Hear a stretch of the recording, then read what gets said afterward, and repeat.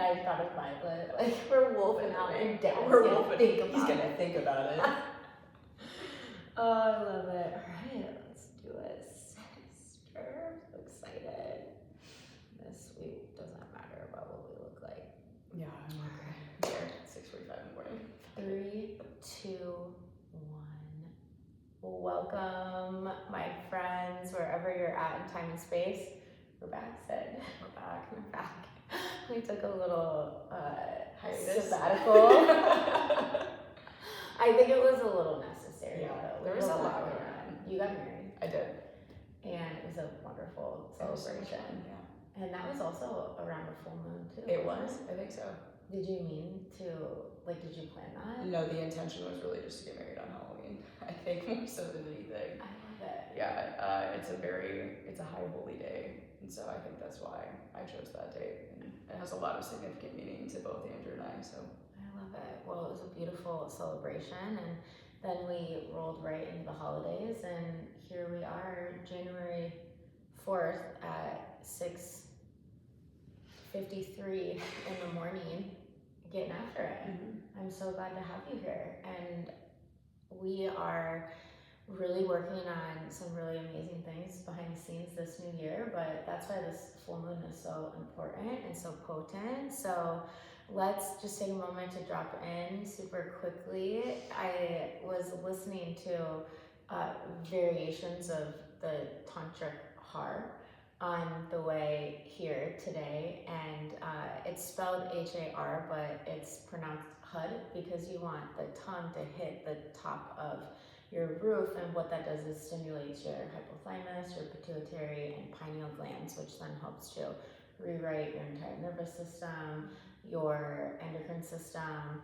and it's also the root bija seed for prosperity and abundance. And that's really what this full moon is all about. It's like buddied up with Jupiter, and Jupiter is the planet of prosperity and abundance. And I was listening to several variations of hud, and right as I pulled in, it was Saraswati's prayer that played right after, and I thought, God, how fitting. Thank you, universe, source, God, for pouring that down onto me. Saraswati is the goddess of knowledge, of language, and they say that an eloquent speaker, Saraswati, is dancing on their tongue. So it's very fitting for the beginning of recording our podcast, of which my goal is to be more consistent this year in the podcast, and I think we can do it, right? We're off to a good start. Absolutely, I love that. And it's funny, the last, I think, few months, whenever we're setting intentions for practice, like I always see my intention as a word that like comes up, and I'm just visualizing it, and I'll see it in like almost like a black screen, and it'll just kind of write itself out. And discipline is the word that keeps coming up for me. So I love that, yeah. Well, the question that you asked me the other day about the kundalini experience, we'll circle back to that because I have a lot to say on that. But let's take a moment to drop in for a second. Feel your sit bones or your feet. Maybe you're walking, maybe you're driving, maybe you're cleaning, maybe you're sitting down on your couch, maybe you're on a very comfortable cushion and the most serene space. Maybe you have kids all around you. Whatever you're doing right now in space and time, just give yourself a moment to pause and ground down through your feet, through your sit bones. Let the heart drop down, and allow your mind to drop down into the heart. Notice the rhythm of your breath. Don't change anything, just simply observe.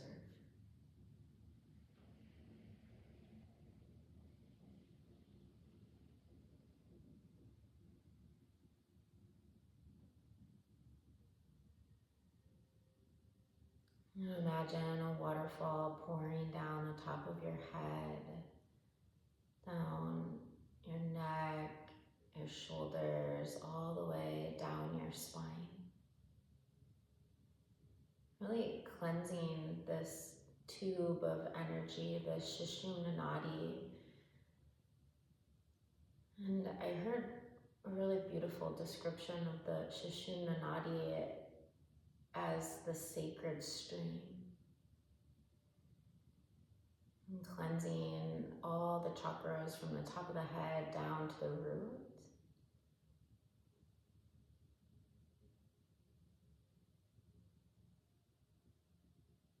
And draw a deep breath in through the nose. And a deep breath out. We call in our angels, our spirit guides, our ancestors, so that this conversation is not only of benefit to Sydney and myself, but for the entire collective. And so it is. So, happy new moon, full moon. She's big in the sky. I was pretty glad because when I was driving here, I drive in the direction of the setting, so the west of the sun and the moon. And so I drove towards her almost the entire drive, which was pretty rad. And also, like, stay in your lane. Mm-hmm. Like, oh my God, I kept wandering, like veering into the next lane. I'm like, thank God it's like early and it's a Sunday and there's no one on the road.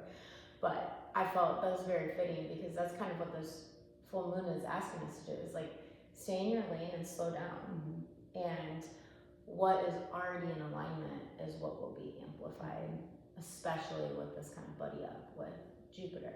Yeah. And so I love that you had said that the word discipline came up, because I want to talk about your kundalini experience before we dive into the moon, because I think they kind of go tandem together. Mm-hmm. So will you share with us a little bit of your experience the other day? This is just what happened the other day. I've had previous experience. I think when I first started really practicing kundalini with you, I had, more vibratory experiences, or after long practices, I would be physically shaking. But I'd never experienced something like this where, when was it? Sunday? I think it was Thursday. We're in the realm of what did the holiday seasons. I'm like, I have no idea what day it is right now. Same. So Thursday. So I think it was pretty early on into the practice, but I was doing breath of fire a little bit more intensely, I think, than I normally do. And I started to feel pain kind of coming up my right side, where I normally experience my shoulder pain. But this was a little bit different. It felt more like an energetic movement that was happening, where I could feel it coming down from here and then all the way up into the back of my neck. Now, when we held in the Radiant Starter? In Radiant Starter, yes. But where we held it, I'm sorry, I'm trying to think of the bandha. Mula bandha. The Mula bandha, thank you. Mm-hmm. When I did that for the third and final time, I could feel that pain move and just push itself straight up into my forehead, right into my third eye center. Your third eye. And then for pretty much the rest of practice, I was in a heavy amount of pain. My head was just throbbing, and I'd never experienced a headache like that before, especially from practicing kundalini. And really, I don't get headaches a lot, so I think I'm pretty sensitive to them as well. But I was telling Andrew when I got home, I was like, I almost got up and left. Like, I was so uncomfortable, and it was really just this moment for me to be like, okay, can you stay doing this? And I gave myself the breaks. I didn't continue doing breath of fire, but I did finish the practice. And I was proud of myself for doing that, but it was... How long did the headache last after? The headache was pretty much gone at the end of practice. That was the weird part. Interesting. And so I think it was like this period of time where I was given, like, can you sit with this? Can you endure this pain? Can you stay here? Because every part of me wanted to get up and leave. Yeah. I don't know if you saw me, but like, I stopped doing a lot of things and I just sat for a minute, and I was just in Gyan Mudra, and I was like, what is happening to me right now? Well, I think it's like, I think the energy of the full moon is so strong right now in terms of like slow down. Usually full moons you have like more energy, and that's when you're like outward and you're doing all the things, because the moon is lighting the sky. You can see it's safe to hunt, to gather, to celebrate. If you go back to our more primitive time.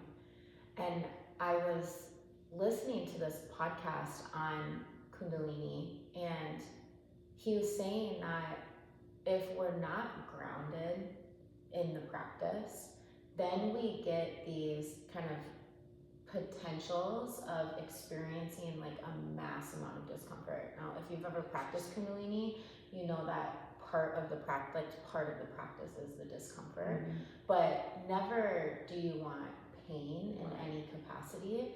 And so he was suggesting that potentially when we experience these, more painful aspects of the practice as opposed to discomfort aspects of the practice, we're not in a space that's grounded or stable. That I can understand.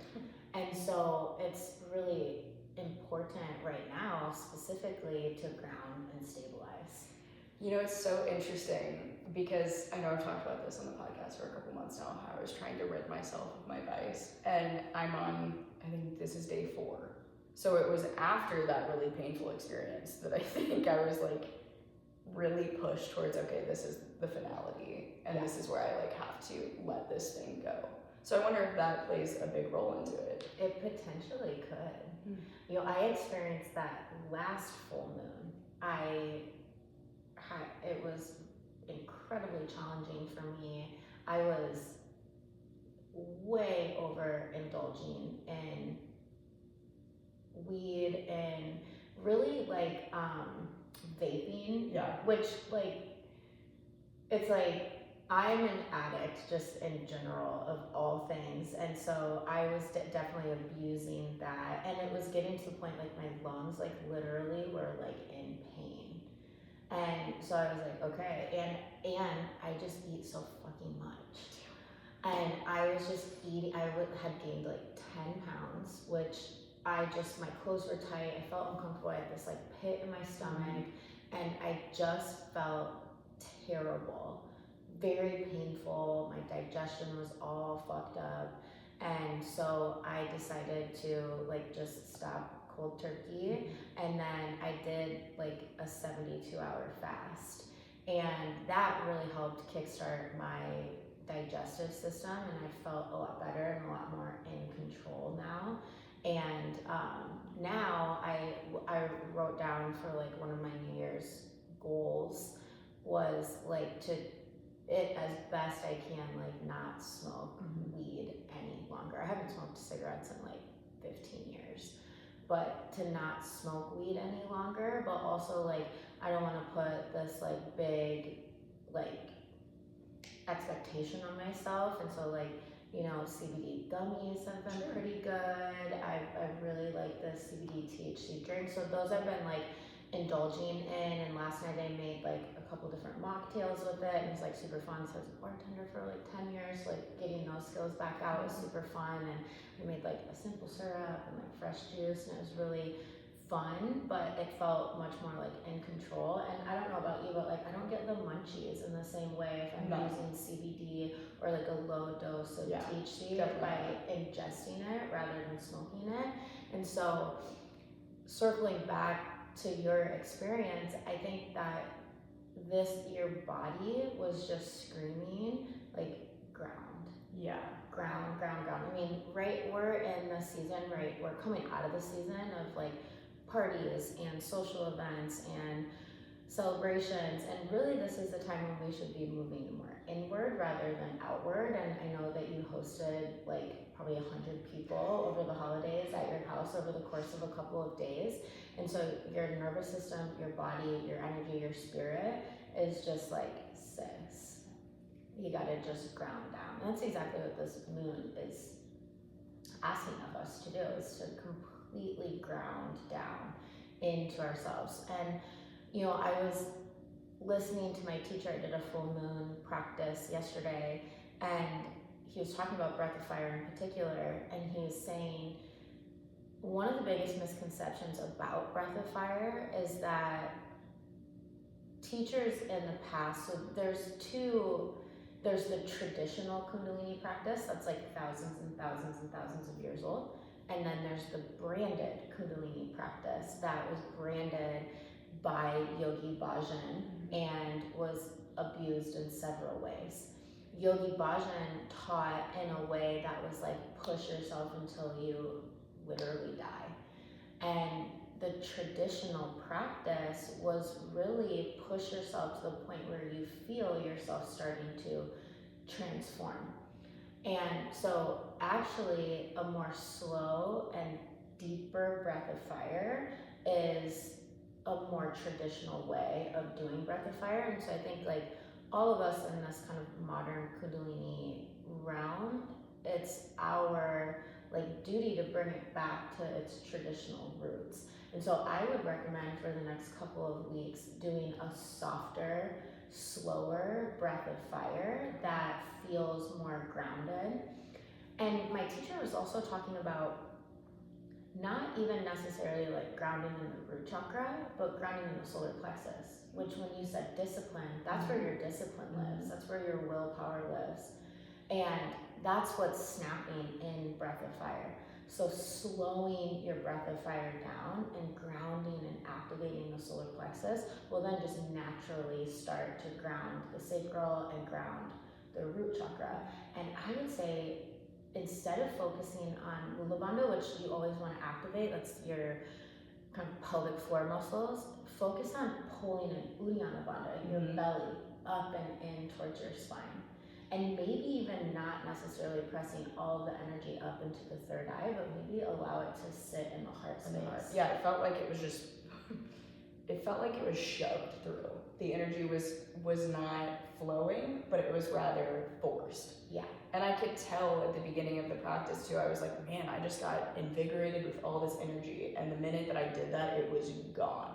Well, and that was kind of your first time coming back to the practice after a couple of weeks of just crazy. At least doing a practice where I'm surrounded by everyone and I'm in this space as well, which definitely has a completely different effect. Yeah, and so we get very like anxious and excited. I do the same thing, and I think it's just a good reminder to ground ourselves in everything. And to be disciplined. And to be disciplined, yes. And so I love that is the word that came up for you.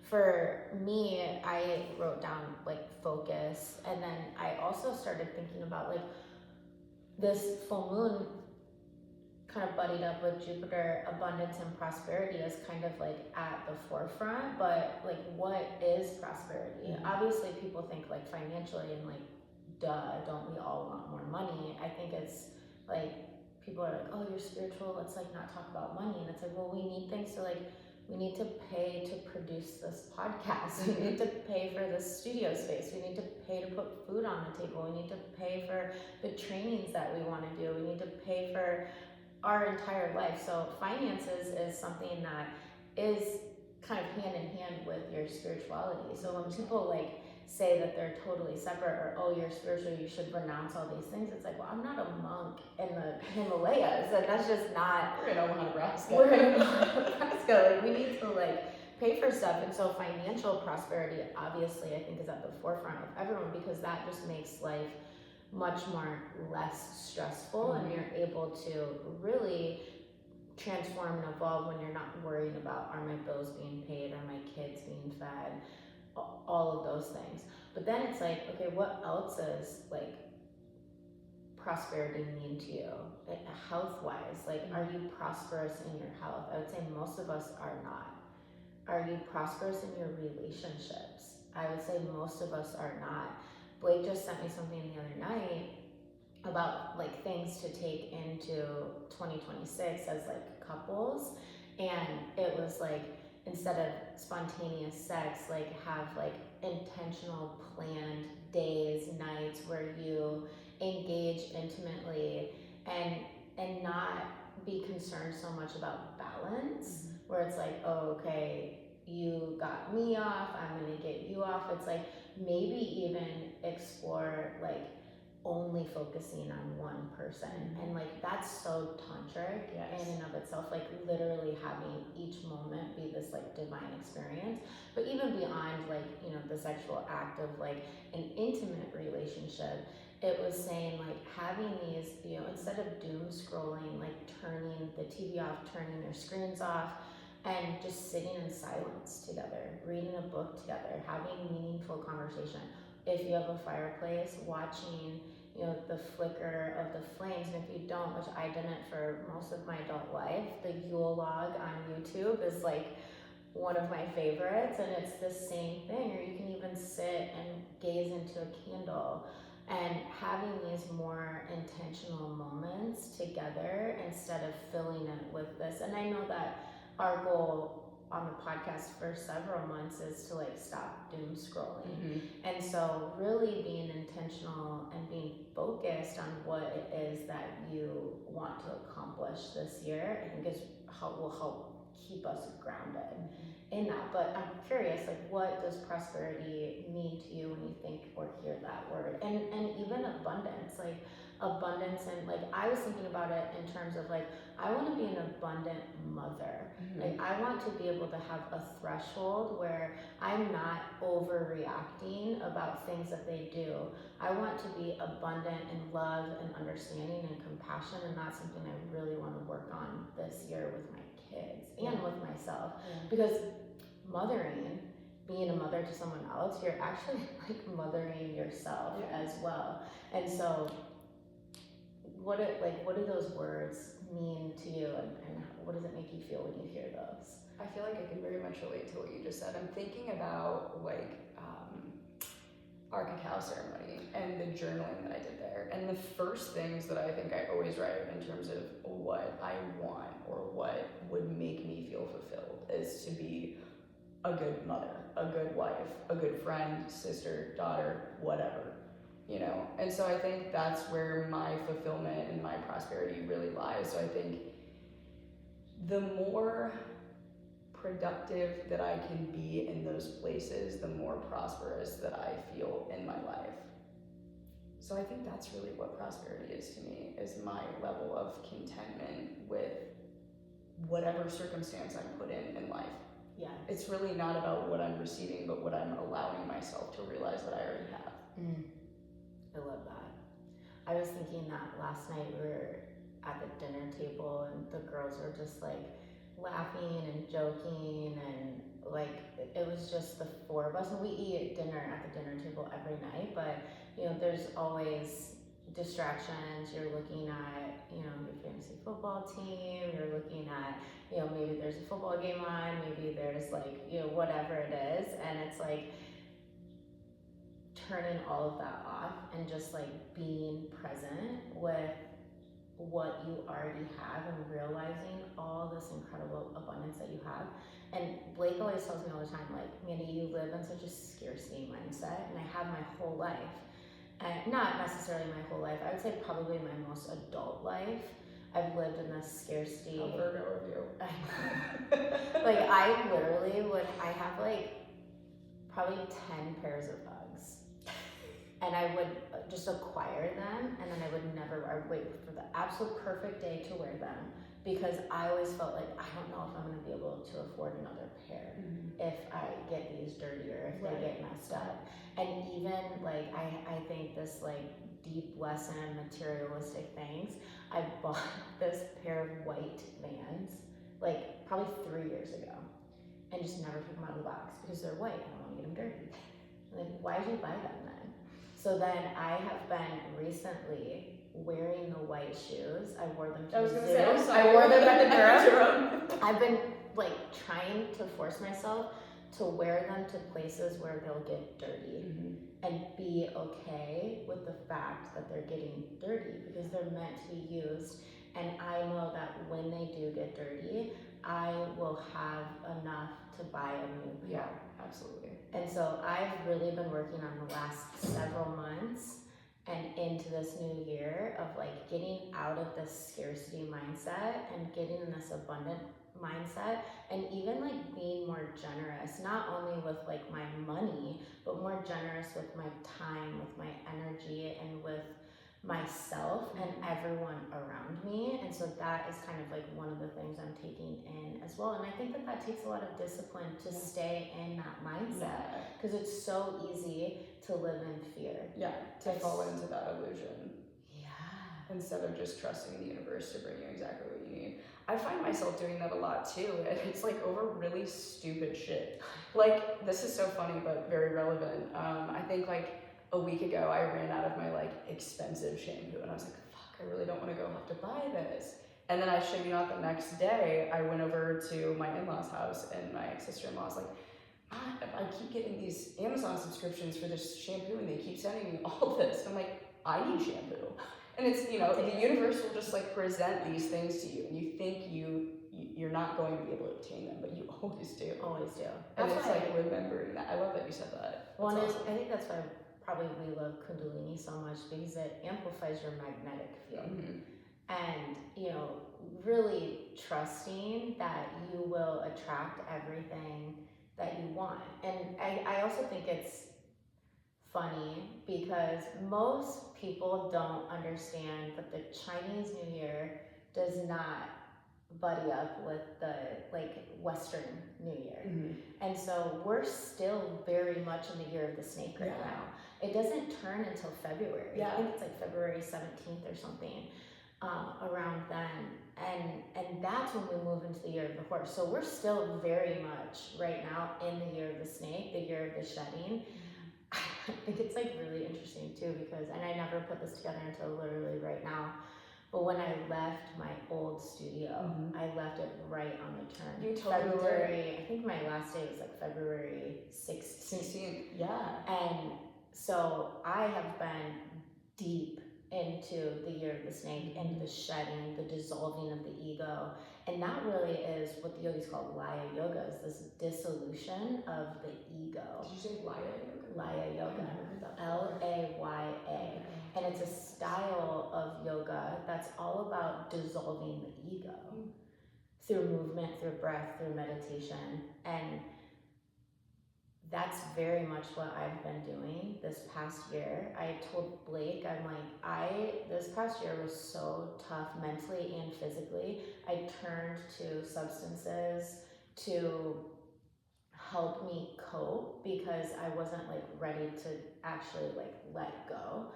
And then what suffered was my mental health and my physical body, which then I was foggy. I had very little clarity on the direction that I wanted to go, and I kept allowing myself to compare to the studio that I left and all the teachers there, and really even like got very down on myself. And this year I'm like walking into this year unfucking bothered. I don't care about what anyone else is doing around me, because one, I'm getting out of the scarcity mindset, because there is plenty of people in this entire world, in the city of Omaha, that need help and need support and need guidance, and I can't be the teacher for everyone. And so if someone else is prosperous, awesome. I'm unbothered by it because I'm on a different path. There are so many people in this world that need all different flavors of it, but I love that you said that. And I just think about our conversation at the beginning of last year and us walking into the year of the snake, and now we're moving into your year, the year of the horse, which is equally as prosperous for a tiger like myself, who, you know, those two signs get on really, really well, or those two zodiac. Yeah, they are zodiac signs, I guess. Yeah. When it's the year of the fire horse. Yes. Too, which is discipline. Yeah. Which is willpower, which is courage and compassion. Huge on that as well. But everything you've been saying, I'm just like, that's really fitting. And so you pulled the Ace of Wands. The Ace of Wands, yeah. Ace of Wands. Tell me more. So Ace of Wands is really, whenever I see this, any of the aces are like initiations. They're they're newness, beginning. And the Ace of Wands really has to do with your passion, your drive, and your creative potential. And so focusing on these things are really what is going to bring in that prosperity in our lives. But I think that there's a really important message here that in order to activate those places within ourselves, there is this need to let go of the things that are hard and create this space of play. Because play is how we get into our creative centers. So not taking things, it's not that we're not doing things in a serious manner, but it's that we're looking at life and everything that we're doing as a form of play. that speaks to me so deeply. I just told Blake when we went out for New Year's at dinner, I'm like, I want to have more fun. Like, I started moon dance so I could have more fun. I didn't have anyone telling me what I needed to do. I could just do whatever the fuck I wanted.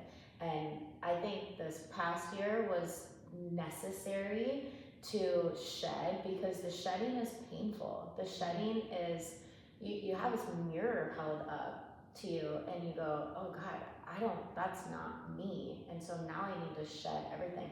Like, even, overindulging in food and overindulging in marijuana and I'm like not a huge drinker any longer, so that wasn't necessarily like my struggle, but my struggle was like, how do you cope with the shedding without turning to different substances to cope? And so I dove super deep into kundalini. On Tuesday will be my 500th day of sadhana. And so I've like really dove into that, and so I feel very like ready and prepared to step into this, next year. And you're much more familiar with numerology, but you had said that ACE is like 1. ACE is representative 1. And we're in a 1 year, right? Can you explain more about that? Well, again, it's just really this opportunity for a new beginning. And I love that we go from the snake into this very different sign of the horse, because we are really letting go of everything that was in the past and starting anew. And so, the number 1, and it really, I think we talked, didn't you send me a video about how it's like technically a year 10 too? Yeah. And so like both of those things need to be considered, but the 0 is like infinite. Right. And so I think that this is a time for, these infinite possibilities to begin for us. So yeah. And really, it's not even just the next year, it's the next 9 years. Mm-hmm. So this sets the tone of the next almost decade of our life. And how auspicious is it that this full moon lines up with Jupiter? We're in the sign of Cancer. Mm-hmm. The sun is in the sign of Capricorn. Capricorn is like the sign of hard work, of determination, of discipline. And then we've got this Cancer full moon that's all about in Vedic astrology, the moon is like the mind and your emotional body. Mm-hmm. And so we have this like discipline over the mind and your emotions. And I had wrote in my blog post, like, managing your emotions, or rather emotional regulation, is a form of leadership. And when that came to me, I felt like just this like wave of like, oh my gosh, I'm thinking about it in terms of my children. Mm-hmm. It's like, you need to manage your emotions to show them how to manage their emotions. They learn via watching what we do. I mean, I sent you a video of Wilder yesterday singing Satnam. Violet rewatched that like 7 times. She was so, and then she was trying to say what she was saying. It was the cutest thing. Well, and I think it's like really funny because my sadhana practice is very like private and personal to me. I usually do it on my own. When my kids are usually around, they're very on board with it. Like even the other day, Poppy was like, I didn't see you do your Kriya. I was like, oh, I did it after we went to bed. She's like, okay, good. I wanted to make sure that you did it.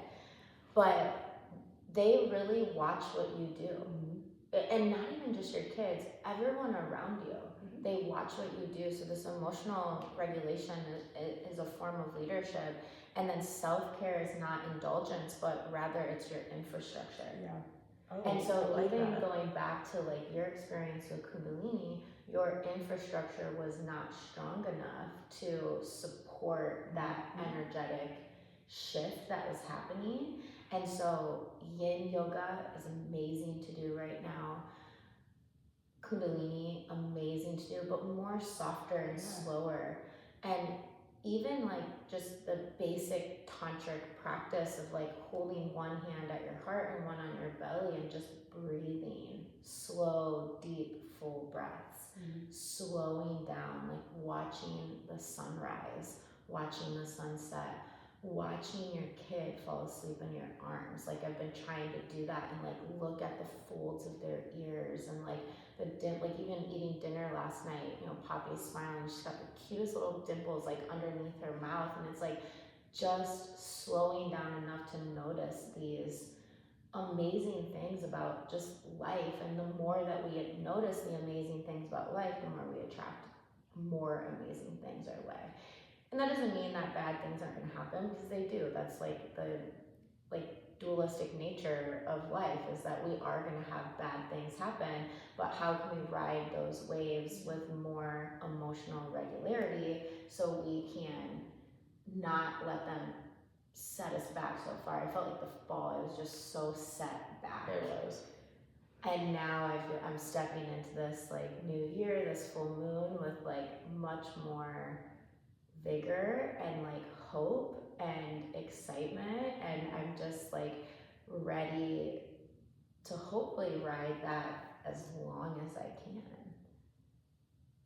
I'm curious, you said that you had like some wolf stuff. Oh yeah, so this is considered the wolf moon. So I found this it's an excerpt from the almanac, and I really liked it. And it basically just says that it's thought that January's full moon came to be known as the wolf moon because wolves were more likely to be heard howling during this time.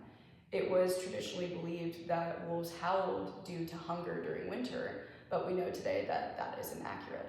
Howling and other wolf vocalizations are heard in the wintertime to locate pack members, reinforce social bonds, define territory, and coordinate hunting.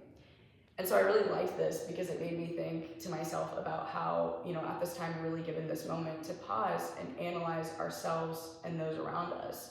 And so this moon guided the wolves just as it guides us to think about, you know, how we interact, who we interact with, and how exactly that's going to benefit us throughout this lunation and really the rest of this year. And I guess really the next decade, if we want to like push it that much further. Yeah. I was thinking too, like this lunation, exactly what you said, carries themes of instinct, protection, and belonging. And being in the sign of Cancer, the moon right now, those instincts are invited and really encouraged to turn inward. And so this moon is reminding us that rest is productive when it restores your nervous system. So we're not saying grab a bag of chips, watch 100 episodes of Netflix. That's not actual rest. It is needed. Sometimes you do need to just like vibe out on the couch and like disconnect, but that's not actually resetting the nervous system in any capacity. Yoga Nidra, one of my favorite ways to reset your nervous system. Getting out in nature, an amazing way to reset the nervous system.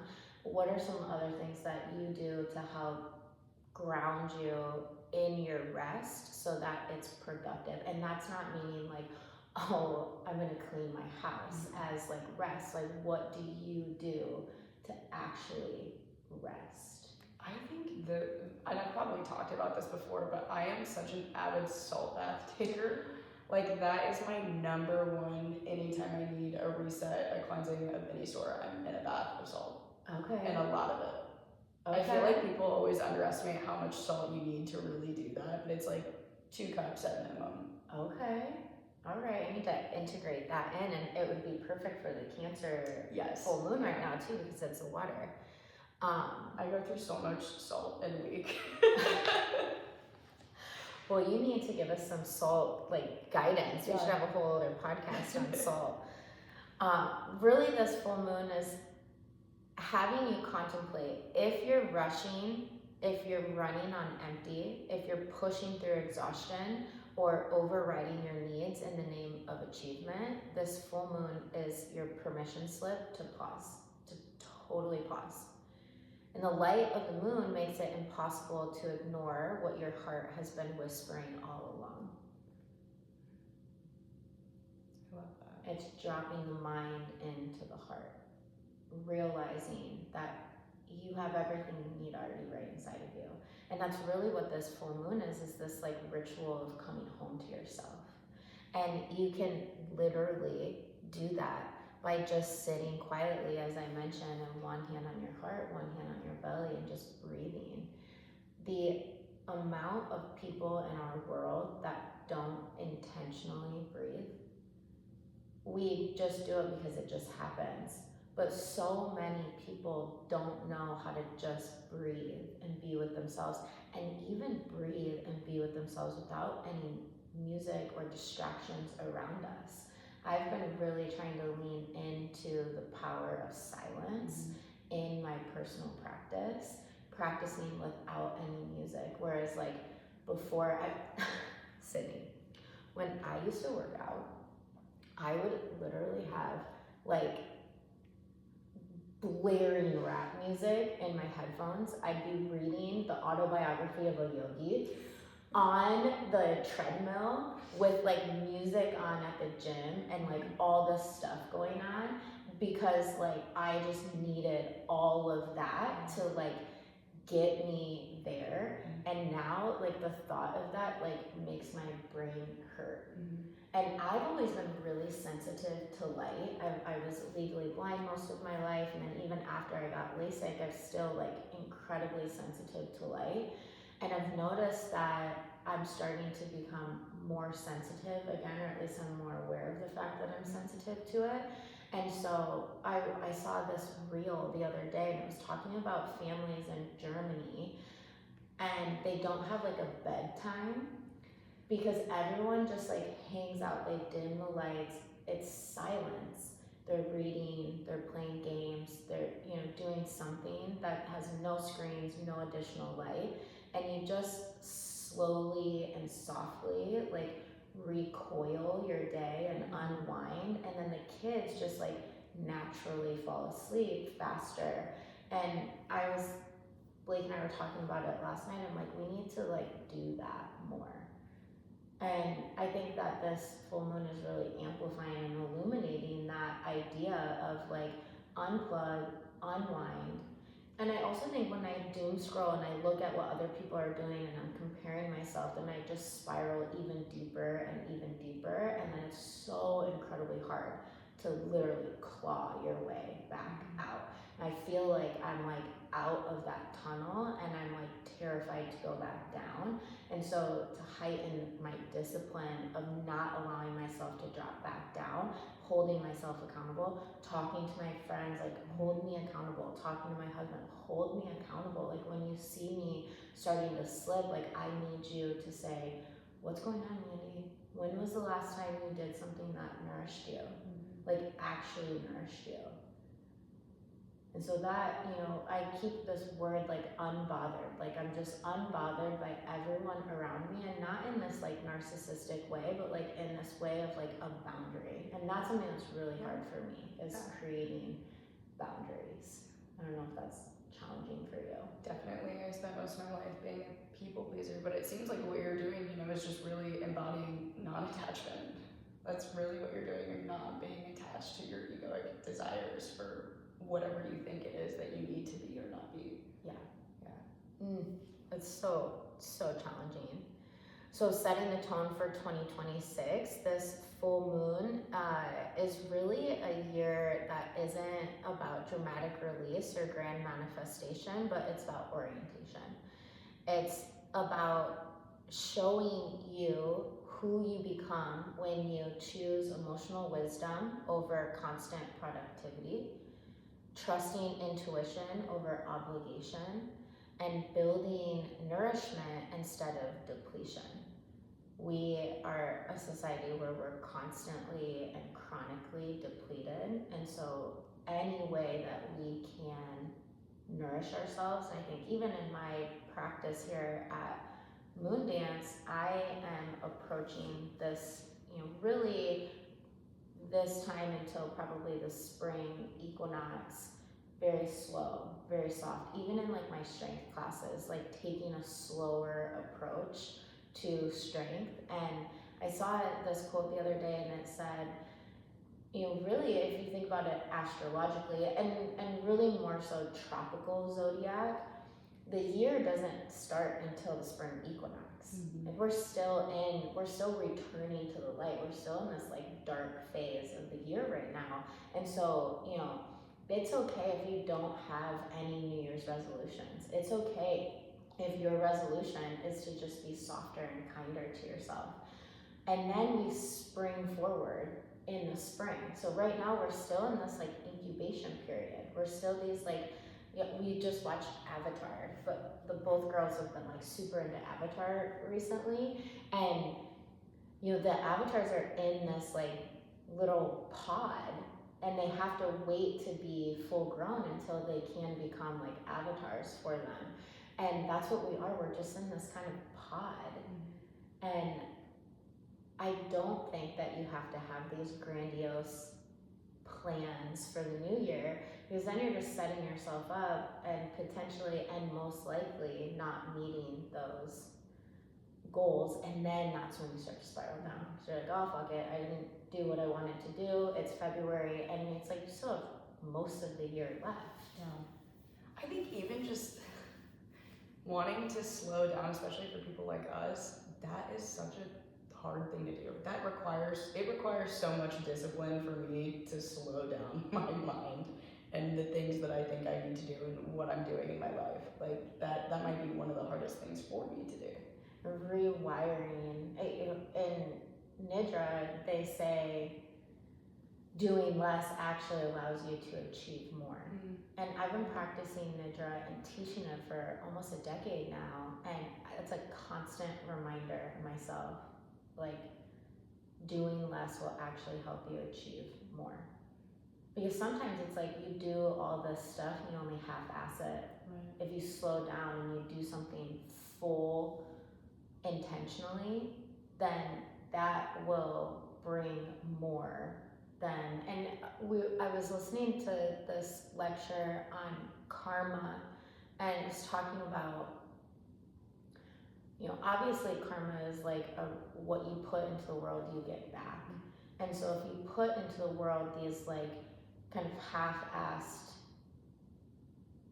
products, if you could call it that, then you're getting back half-assed energy. So if you really root down and you like really give it your all, like I started reading this book called Wild Red, and for like 3 years now, I've had this like moon dancer ritual that I've been building on women's cycles and the moon, and when we bleed with the full moon or if we bleed with the new moon, and like how to understand our cycles as women. And I've been kind of on and off working on that for like 3 years now.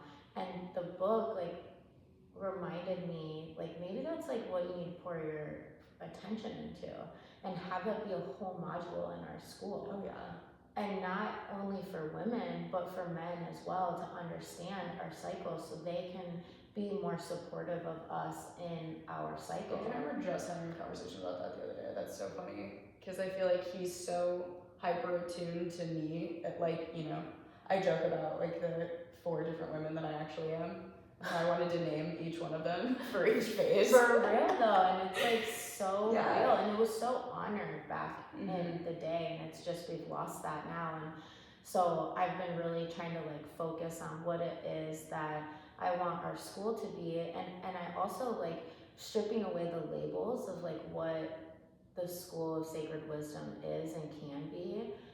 I think even removing the whole notion of it being like a 200-hour teacher training. Yes, you know, you'll come and we'll teach you yogic philosophy, we'll teach you sequencing, we'll teach you different modalities of yoga, absolutely. But I think what's more like rich, and what I feel like our purpose of the school is to learn more about the tarot deck, to learn more about our cycles, to learn more about these like deeper aspects, which then I think will allow those that do choose to teach, it'll set this like foundation or infrastructure for them to confidently teach. And I'm curious, like, because you're kind of in this phase of like, am I ready to teach? Am I not ready to teach? Like, having like a more foundational understanding of why you teach, I think will give you more confidence to actually teach. Yeah. And I think I understand why I am. It's just that I think I fear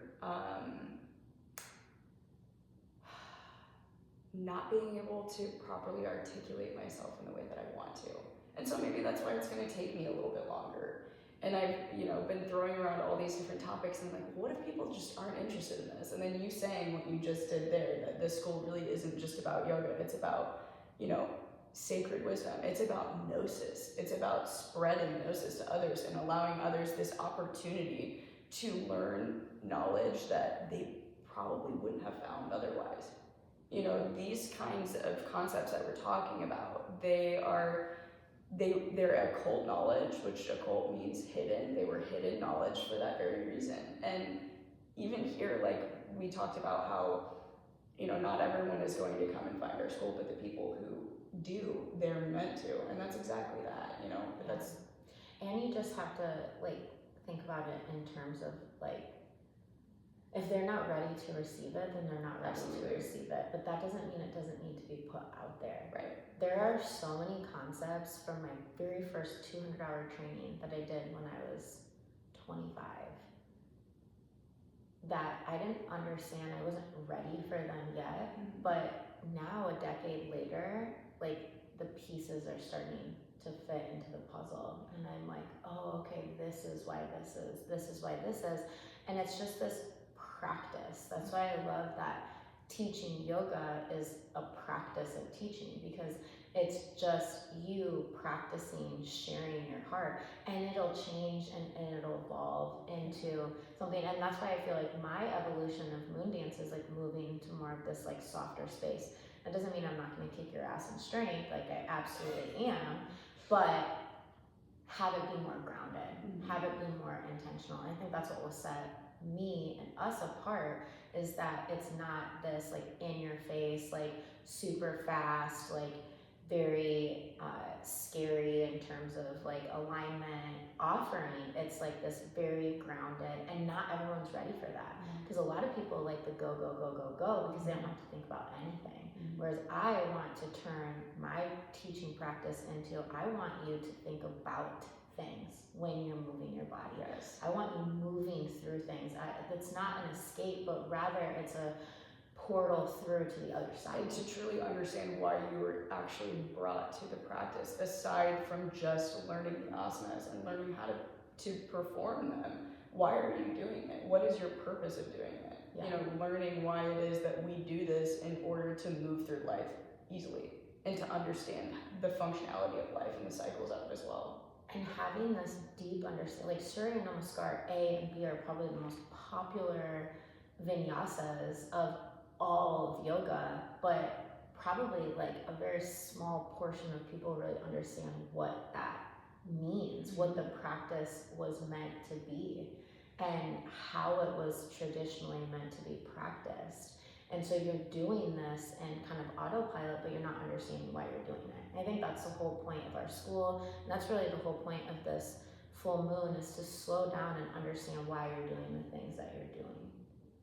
So leave us, Sydney, with one thing that maybe a question that people could ponder, or something that you yourself are pondering. The yogis call it the bhav, and it was interesting because after the kundalini practice on Thursday, I had a student that said, I felt like you were talking directly to me. How did you know what I needed to hear?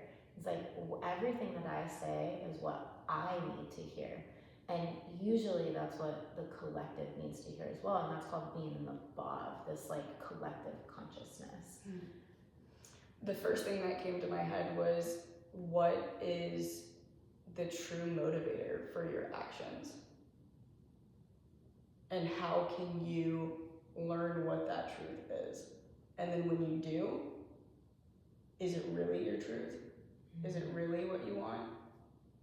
Because the universe is always going to give you what it is that you want, but you have to make sure that that's really it. Yeah. So I think we want things in this life, and then they come to us and we're like, what the fuck? This isn't what I wanted. But that's what you asked for. But that's what you asked for. So make sure that what it is that you're bringing into your reality is your truth and what you really want. That's Satnam, the definition of stepping into your truth. And this moon is about coming home to yourself.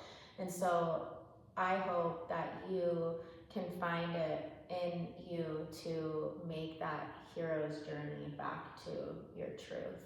And we are here to support you in any way. If you need a tarot spread, or if you've never had a tarot reading before, this would actually be a really beautiful time for that.